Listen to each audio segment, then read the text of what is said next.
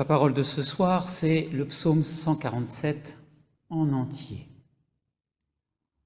Tout commence par la louange et tout finit par la louange.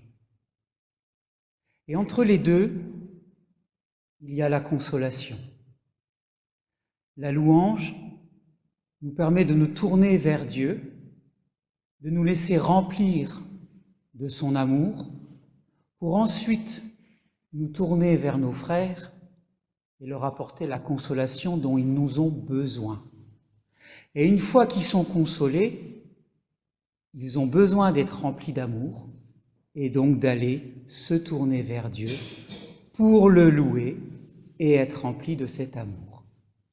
La louange mène à la consolation et la consolation amène à la louange. C'est un cercle vertueux. Donc je ne parlerai que de ça, parce que la longueur du psaume 147 pourrait nous envoyer dans des tas de chemins. Par exemple, ils pensent leurs blessures. Allez voir la parabole du bon samaritain pour savoir comment Jésus pense les blessures. On pourrait parler de l'eau qui est donnée à la terre, l'eau qui est la seule nourriture de la terre. De là découle l'herbe qui nourrit tous les bestiaux et qui nourrissent ensuite l'homme avec les fruits, les arbres, l'eau, la seule nourriture, son importance. Vous voyez ?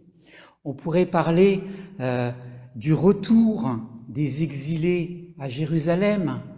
On pourrait parler de la diaspora, on pourrait parler de la reconstruction de Sion. Le texte est tellement large, mais on va s'arrêter ce soir, parce que le temps nous est compté, sur d'abord la louange et ensuite la consolation. Donc comme je le disais au verset 1, « Louez l'Éternel, car il est bon de psalmodier en l'honneur de notre Dieu. Car il est agréable et beau de le louer. » Tout commence par la louange. Louer, c'est faire briller. Donc quand vous louez Dieu, quand nous louons Dieu, nous disons des choses qui le font briller. Nous disons qu'il est grand, qu'il est fort, qu'il est puissant, qu'il est digne. Pourquoi ? Parce qu'il est allé nous donner toute la création et parce que son Fils est allé jusqu'au sacrifice ultime. Voilà pourquoi il est digne d'être loué et d'être adoré. Louer pour faire briller Dieu sur ma vie. Parce qu'il y a besoin d'avoir une lumière qui resplendisse sur ma vie. Je ne vous causerai pas de toutes les ténèbres de nos vies, et vous connaissez les ténèbres de vos vies. Il y a besoin d'avoir quelque chose qui brille sur nos vies, sinon nous courons au désespoir. Une lumière qui brille sur les nôtres, sur nos proches, sur nos familles. Une lumière qui brille sur le monde, pour ne pas courir à la finitude de la ténèbre, au désespoir, et dire « Mon Dieu, s'il n'y a pas ta lumière qui brille quelque part, à quoi bon vivre ?» On a besoin d'avoir un Dieu qui resplendisse sur nos vies. Et l'Évangile, dans la bouche de Jésus, nous dira « Vous êtes la lumière du monde ». C'est donc un devoir, un état. Nous sommes la lumière du monde. Mais nous ne brillons pas par nos propres forces, nous brillons de celui qui nous remplit de sa lumière. 1 Thessaloniciens 5, 18 nous dit « En toutes circonstances, rendez grâce. » En toutes circonstances. Et pourtant, les circonstances de nos vies sont joie, tristesse, malheur, abattement, faiblesse, maladie, succès, joie, fête, tout ça, c'est les circonstances de nos vies. Et bien, dans toutes ces circonstances-là, on a l'occasion de se tourner vers Dieu pour le louer, pour rendre grâce, pour chanter un bout de cantique, un bout d'hymne. Rendez grâce, car telle est la volonté de Dieu à votre égard. C'est la volonté de Dieu que nous soyons des êtres de louange. Or, nous disons à chaque fois que nous disons le Notre Père, à chaque fois que nous le récitons, à chaque fois que nous le disons, à chaque fois que nous le méditons, nous disons, Père, que ta volonté soit faite. Or, 1 Thessaloniciens nous dit, c'est la volonté de Dieu à votre égard de le louer. Donc quand on dit que ta volonté soit faite, on s'oblige à le louer. C'est un acte, c'est comme un serment. Sa volonté est que nous le louions sans cesse. Le psaume 35, 28 dit « Ma langue dira ta justice tous les jours, ta louange. » Ça n'a pas de fin. C'est dès que le matin se lève, je peux commencer à louer. Y a-t-il un début à la louange? Vais-je attendre ma 50e année? Vais-je attendre d'avoir des forces? Vais-je attendre d'avoir moins de tristesse? Vais-je attendre d'avoir une conversion plus appropriée? Vais-je attendre d'être traversé le sacrement de réconciliation après une communion? Non. Le psaume 71, 6 dit « Dès le ventre de ma mère, tu es sans cesse l'objet de ma louange. » Et c'est une louange qui grandit jour après jour. Le psaume 71, 14 dit « Je te louerai de plus en plus tout au long de ma vie. » Ce n'est pas avec le nombre des années que ça s'amenuise. Ça grandit. Pourquoi? Parce qu'avec la louange de Dieu, nous sommes remplis de son amour. Et donc, amour pour amour, plus rempli d'amour et plus rempli d'amour, notre louange grandit. Tout au long de ma vie. Psaume 104, 33. Tant que je vivrai, tant que j'existerai, tant que j'aurai souffle de vie. C'est une vocation. C'est un sacerdoce royal. Car nous sommes sa nation sainte. Le peuple qu'il s'est choisi pour le louer, pour l'adorer. Et c'est une vocation parce que nous commençons ici-bas ce que nous serons auprès de lui. Comme les 4 êtres vivants qui sont près du trône. Apocalypse 4, 8. Il ne cesse de dire jour et nuit, Saint, Saint, Saint est le Seigneur, Dieu le Tout-Puissant, qui était, qui est et qui vient. Il vient où? Dans nos vies, dans nos cœurs, dans nos larmes, dans nos cris, dans nos attentes, dans nos joies. Il vient. C'est pas il viendra.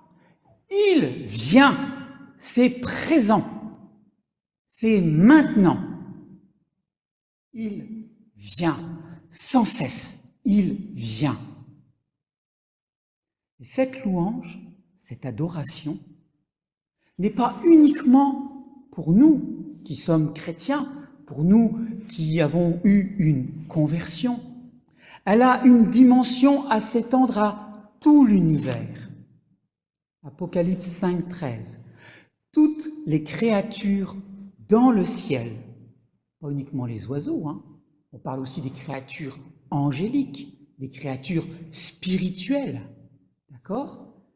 Il a donné un nom à chaque étoile. Les étoiles sont les anges. Voilà, il faut aller fouiller. Donc, toutes les créatures dans le ciel, sur la terre, nous les hommes, les bestiaux, les bestioles, sous la terre, sur la mer, et tout ce qui s'y trouve, je les entendis qui disaient à celui qui est assis sur le trône et à l'agneau, on parle donc du Père et du Fils, la louange, l'honneur, la gloire et le pouvoir au siècle et des siècles. Voilà ce à quoi nous participons dès ici-bas, dans la pauvreté de nos vies, dans la simplicité de nos vies, et aussi dans nos histoires déjà saintes de nos vies, car toute notre vie a vocation à être sanctifiée et glorifiée par celui qui a reçu tout pouvoir pour les siècles des siècles. Donc notre vie, même si elle a beaucoup de péchés, d'erreurs, de tristesse, de choses qui ne vont pas, a pour vocation à être sanctifiée par le Christ, à être glorifiée, c'est-à-dire remplie et recouverte de la gloire que lui-même a reçue de son Père. Voilà l'histoire de nos vies, la destinée de nos vies, c'est ça, c'est être sanctifié et glorifié. Le verset 3, et c'est le deuxième thème, parle de la consolation. Il guérit ceux qui ont le cœur brisé. Ah, ça nous arrange. Mon Dieu, qu'est-ce qu'on peut avoir nos cœurs brisés en 1001 morceaux. Parce que nos vies ne sont pas simples. Entre les baffes qu'on reçoit depuis tout petit et celles qu'on reçoit encore avec ceux qu'on côtoie et qui ont tendance à vouloir nous écraser malgré tous nos efforts, il faut bien reconnaître qu'on s'en prend plein. Hein? On s'en prend plein. Hein? La tronche, voilà. Voilà. Donc, il guérit ceux qui ont le cœur brisé. Dieu est celui qui donne la consolation. Elle n'avait pas cherché une source de consolation ailleurs qu'en Dieu. Elle n'est pas dans la nourriture, elle n'est pas dans le jeu, elle n'est pas dans le divertissement, elle n'est pas dans les sorties, elle n'est pas dans tout ce qu'on voudra mettre à la suite de ça. La source de consolation, c'est Dieu. Psaume 86, 17. C'est toi, Éternel, qui me secours et qui me console. Pourquoi? Parce que c'est dans la nature du Père que de nous consoler. 2 Corinthiens 1, 3 nous dit « Le Père compatissant est le Dieu de toute consolation. » Consolation de ce qui nous fait mal, de nos tristesses, de nos déceptions, de ce qu'on n'a pas réussi, de ce qu'on aurait voulu et qu'on n'a pas eu, qu'on nous a volé, qu'on nous a chippé, qu'on nous a forcé d'être et qu'on ne voulait pas. Dieu de toutes ces consolations-là. Que je suis blonde et j'aurais voulu être brune, que je suis black et j'aurais voulu être blanc, que je suis blanc et j'aurais voulu être jaune. Toutes ces consolations. Il est la source de toutes ces consolations. Et alors, il a envoyé son Fils, son cœur ouvert sur la croix, a fait de lui la source de la consolation sur terre. Jean 14, 18, pas la guerre, on va chercher la paix. Jean 14, 18, c'est pour la consolation. Je ne vous laisserai pas orphelin, je viens vers vous. On disait tout à l'heure, il vient. Je viens vers vous, pourquoi? Pour vous consoler. Parce que pour consoler quelqu'un, il faut aller vers lui. On ne console pas à distance. On ne console pas dans l'éloignement des personnes, dans l'éloignement du cœur. On console en allant vers l'autre pour qu'il ne soit plus seul. Faire le rapprochement des deux personnes pour qu'il y ait proximité dans le partage d'amour, dans le partage de la compréhension de ce qui fait souffrir l'autre, pour qu'il puisse épancher son cœur et qu'il ait une oreille attentive et que le fait qu'il parle, ça va déjà le soulager. Cette consolation est pour nous un devoir. On ne peut pas louer Dieu et s'abstenir de la consolation. On ne peut pas bénéficier de l'amour de Dieu et ne pas en faire profiter celui qui est dans la détresse. Donc il y a ce devoir qui se met entre Dieu et l'affligé. Et nous sommes cette personne qui est comme un pont, comme un lien entre l'amour de Dieu et l'affligé. Et ce lien, ce pont tendu, s'appelle la consolation. Isaïe 41 dit « Consolez, consolez mon peuple, dit votre Dieu. » C'est une supplication que le Père a. Consoler. Si nous ne le faisons pas, ils vont à la mort. Si nous ne consolons pas les affligés, ils vont à la perdition. Ils vont à la mort. Ils vont à la ténèbre. Parce que la tristesse va les tirer vers le bas. 2 Corinthiens 2,7. Si quelqu'un a été une cause de tristesse pour nous, il nous a fait mal, il nous a blessés. Quelqu'un à qui nous devons pardonner l'offense. D'accord ? Vous devez bien plutôt lui pardonner et le consoler, de peur qu'il ne soit accablé par une tristesse excessive. Si quelqu'un nous fait mal, plutôt que de nous venger, nous devons le consoler. Ça change tout, hein ? Plutôt que de lui dire « tu m'as fait mal, je te tiens rancune », nous devons adopter un comportement de consolation, jugeant qu'il était dans l'erreur et que s'il n'était pas consolé, il pourrait se ronger les ongles en disant « je lui ai fait du mal, je ne sais pas comment faire, s'il ne vient pas vers moi, voilà ». Il ne sait pas comment faire pour dire « pardonne-moi », tellement il est éloigné de Dieu, tellement il peut être perdu dans la ténèbre. Et c'est notre devoir de lui lancer cette corde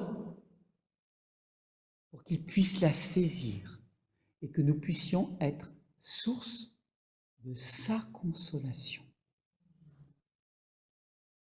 Pour conclure, d'abord se tourner vers Dieu pour le louer et se laisser remplir de son amour, pour ensuite être le lien, le pont entre tous ceux qui nous entourent et qui sont affligés, pour, comme il nous est demandé de la part de Dieu, de consoler son peuple qui a tant besoin de son amour à lui. Et ces personnes-là, une fois qu'elles sont consolées, pourront tourner leur cœur vers lui pour le louer. Amen.